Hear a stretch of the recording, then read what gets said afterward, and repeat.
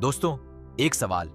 अगर आप एक ऐसी जगह रहते हो जहां हर कोई किसी न किसी के साथ हो, हर तरफ कपल्स हों, हर शादी में आपसे पूछा जाए कि तुम्हारी शादी कब होगी, और आप उस अकेलेपन को बड़ी हिम्मत से झेल रहे हों, अपनी जिंदगी अपने दम पर बना रहे हों, और फिर एक दिन अचानक वो आदमी लौट आए जिसे आप बचपन में जानते थे और जिसे भूल भी गए थे, और वो लौट कर आपकी जिंदगी को एकदम उलट पुलट कर दे। पर उसका आना आपके लिए नहीं, बल्कि आपसे कुछ छीनने के लिए हो। यही कहानी है no place to be single की। एक 2026 की इटालियन रोमांटिक कॉमेडी जो टस्कनी की खूबसूरत पहाड़ियों पर सेट है और जो दिल को छूती है, हंसाती है और सबसे जरूरी सवाल पूछती है, क्या प्यार को एक दूसरी चांस देनी चाहिए। कहानी शुरू होती है इटली के टस्कनी में, एक छोटे से बेहद खूबसूरत गांव बेल्वेडियर इन चियांटी से। यह जगह ऐसी थी जैसे किसी पेंटिंग से निकली हो। हरे भरे अंगूर के बागान, पहाड़ों पर बने पुराने घर, धूप में चमकती पगडंडियां और हवा में वाइन की खुशबू। इस गांव की एक खासियत थी, यहां हर कोई या तो किसी के साथ था या किसी को ढूंढ रहा था। कपल्स थे, फैमिलीज थीं, नई शादियां थीं, पुराने रिश्ते थे।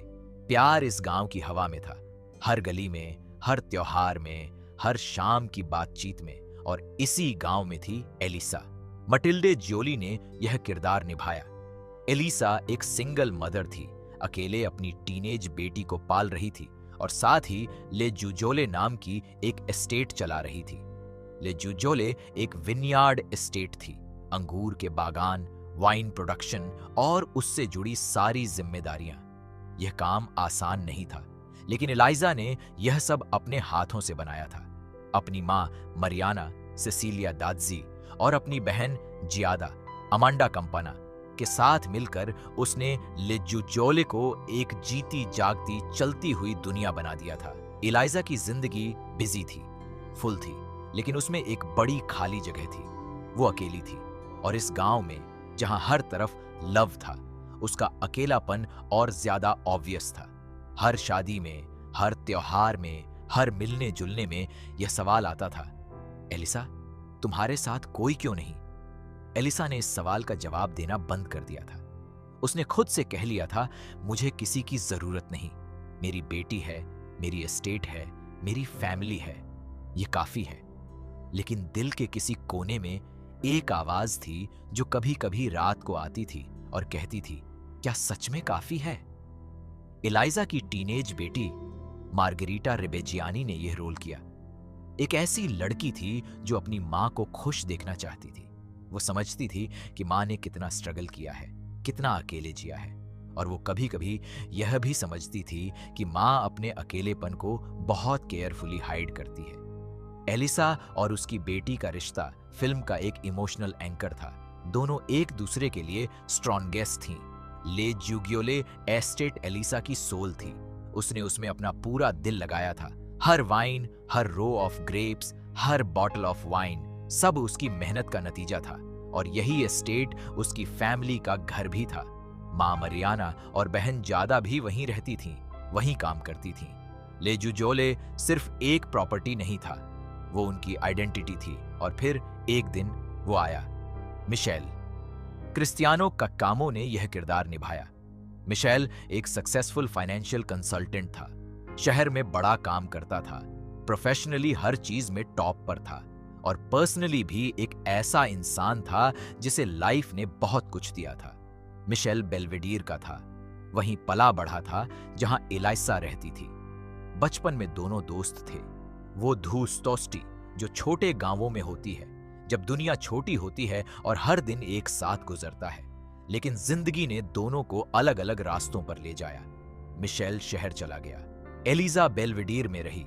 सालों तक दोनों ने एक दूसरे को देखा नहीं था। मिशेल का वापस आना अचानक था और एलाइजा के लिए एक शॉक था। पहले वो पल जब दोनों की नजरें मिलीं, वो उस केमिस्ट्री का पल था जो बचपन की यादों और वर्षों के अंतर के बावजूद इंस्टेंटली फील होती है। एलाइजा ने उसे पहचाना, लेकिन यह भी नोटिस किया कि मिशेल जो था वो अब बदल गया था। शहर ने उसे एक अलग आदमी बना दिया था, कॉन्फिडेंट, चार्मिंग और थोड़ा गार्डेड भी। लेकिन मिशेल का वापस आना एक डार्क रीजन था। उसके अंकल थे ले जूजोले एस्टेट के ओनर। वो अंकल अचानक गुजर गए, अनएक्सपेक्टेडली, बिना किसी को बताए, और उन्होंने अपनी विल में एस्टेट को मिशेल और उसके भाई कार्लो को दे दिया। कार्लो, सेबस्टियानो पिगाजी ने यह किरदार निभाया। कार्लो और मिशेल दोनों भाई थे और दोनों के एजेंडा अलग अलग थे, अप्रोच अलग थी, लेकिन एक बात में दोनों अग्री करते थे, एस्टेट का क्या करना है ये डिसाइड करना होगा। माइशेल के लिए यह एक गोल्डन अपॉर्चुनिटी थी। वो एक बड़े प्रमोशन का वेट कर रहा था अपनी कंपनी में, और उस प्रमोशन के लिए उसे एक बड़ी फाइनेंशियल विन चाहिए थी। ले जुगियोले को बेच देना, एक ऐसी वैल्यूएबल टस्कनी प्रॉपर्टी को, यह उसकी करियर का सबसे बड़ा मूव हो सकता था। मिशेल ने प्लान बनाया, आओ एस्टेट को देखो, वैल्यूएट करो और सेल कर दो। लेकिन मिशेल को पता नहीं था, या शायद वो भूल गया था, कि ले जुजोल में एलाइजा रहती है, कि वो एस्टेट जो वो बेचना चाहता है वो एलिजा का घर है, उसकी फैमिली का घर है, उसकी बेटी का घर है, उसकी माँ और बहन का घर है। वो एस्टेट जो एलिजा ने सालों की मेहनत से बनाई है, वो मिशेल की इनहेरिटेंस बन गई थी और वो उसे बेचने आया था। जब एलिजा को पता चला कि मिशेल और उसका भाई एस्टेट सेल करना चाहते हैं, तो उसके पैरों तले जमीन खिसक गई। यह सिर्फ प्रॉपर्टी का मामला नहीं था, यह उसकी आइडेंटिटी थी, उसकी बेटी का घर था, उसकी माँ की जिंदगी थी। अगर ले जुजोले बिक जाए तो वो सब कहाँ जाएंगे? उन्होंने जो कुछ बनाया है वो सब खत्म हो जाएगा। एलिजा का दिल टूट गया, और साथ ही एक जुझारू औरत जाग गई जो लड़ने के लिए तैयार थी। मिशेल और एलिजा का कॉन्फ्रंटेशन इस फिल्म का सबसे इंटरेस्टिंग डायनामिक था। एक तरफ मिशेल था, एक बिजनेसमैन जो नंबर्स में सोचता था, जिसके लिए एस्टेट एक एसेट थी। दूसरी तरफ एलिजा थी, एक सिंगल मदर जिसके लिए वही एस्टेट उसकी पूरी दुनिया थी। दोनों के बीच टेंशन थी, लेकिन उस टेंशन के नीचे कुछ और भी था। बचपन की वो दोस्ती, जो शेयर्ड मेमोरीज, जो अधूरी बातें। जब भी दोनों बात करते थे तो वर्ड्स कुछ और होते थे, लेकिन आंखें कुछ और कहती थी। एलिसा ने हार नहीं मानी। उसने मिशेल को ले जुजोले दिखाना शुरू किया, सिर्फ प्रॉपर्टी नहीं, बल्कि वो जिंदगी जो वहां थी। उसने उसे बागानों में ले जाया, वाइन बनाने का प्रोसेस दिखाया, गांव के उन लोगों से मिलवाया जो ले जुजोले से जुड़े थे। एलिजा जानती थी कि मिशेल को अगर एस्टेट का रियल वैल्यू समझाना है तो उसे नंबर्स से नहीं, फीलिंग्स से समझाना होगा।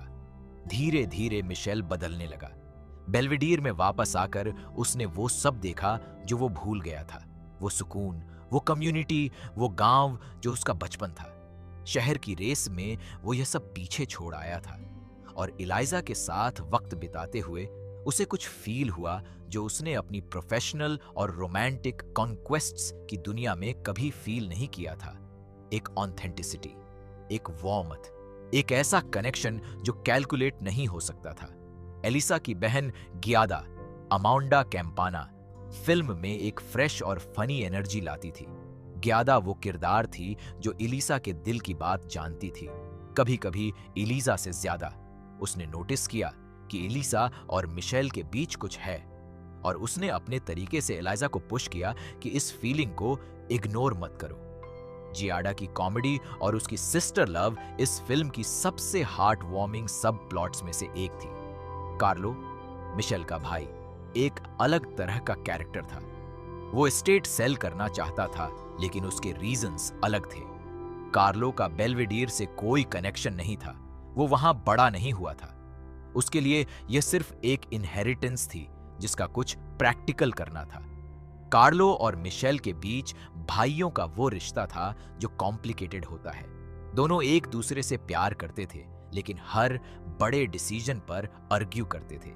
गांव का एक फेस्टिवल आया, बेलेवियोड का एनुअल सेलिब्रेशन, जहां पूरा गांव इकट्ठा होता था। वाइन होती थी, डांसिंग होता था, पुरानी ट्रेडिशंस सेलिब्रेट होती थी। इस फेस्टिवल में एलिजा और मिशेल के बीच एक ऐसा मोमेंट आया जो दोनों को और दर्शकों को इनसाइड आउट कर देता था। वो मोमेंट जब दोनों के बीच की वॉल थोड़ी गिरती है। जब मिशेल ने एलिजा को उस फेस्टिवल में देखा, उस माहौल में, उस गांव में जो उन दोनों का था, तो उसे रियलाइज हुआ कि वो इलाइजा को क्या फील करता है। लेकिन उसी रात एस्टेट सेल होने की न्यूज आई। कार्लो ने एक बायर के साथ डील ऑलमोस्ट फाइनलाइज कर दी थी। एलाइसा को जब पता चला तो वो टूट गई। उसने मिशेल से कहा, तुम शायद ये नहीं समझ सकते क्योंकि तुम यहां से चले गए थे, लेकिन यह एस्टेट सिर्फ एक प्रॉपर्टी नहीं है। ये मेरी माँ की यादें हैं, मेरी बेटी का घर है, मेरी पूरी जिंदगी है। अगर यह बिक गई तो मेरे पास क्या बचेगा?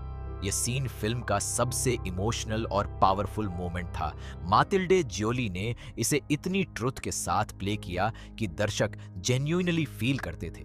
मिशेल के लिए यह एक टर्निंग पॉइंट था। उसने पहली बार देखा कि उसका डिसीजन सिर्फ नंबर्स के बारे में नहीं था, इसका असर रियल लोगों की रियल जिंदगियों पर था।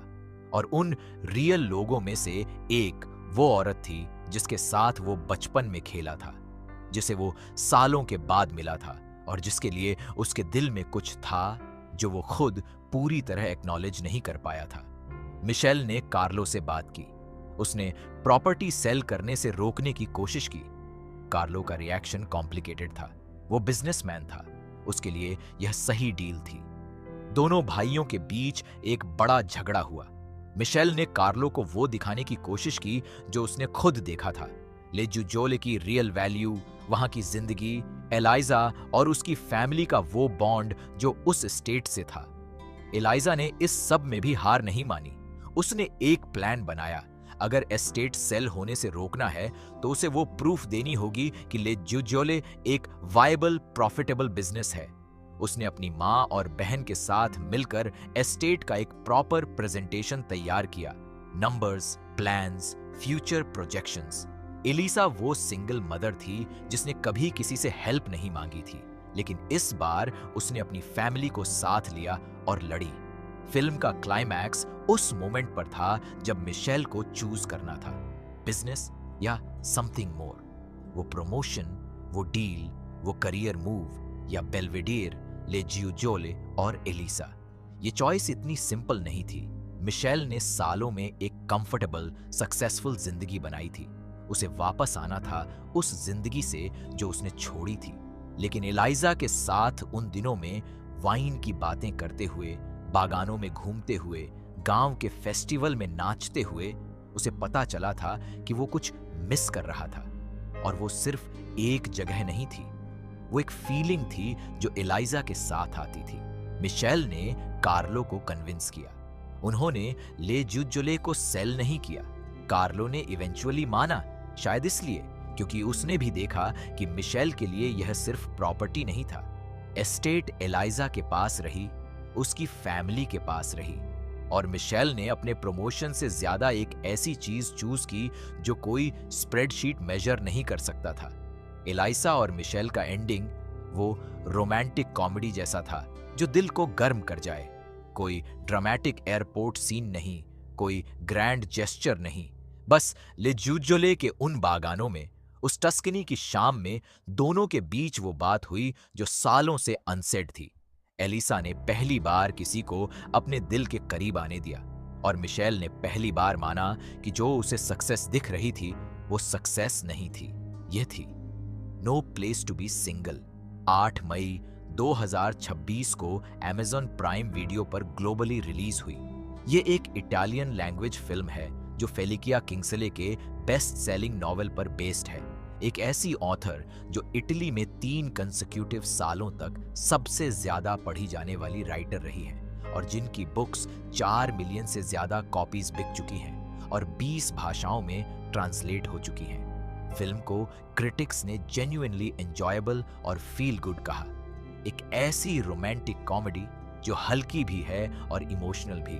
टस्कनी की लैंडस्केप इस फिल्म में एक कैरेक्टर की तरह थी। हर फ्रेम में वो ब्यूटी थी जो आपको स्क्रीन के अंदर खींचती थी।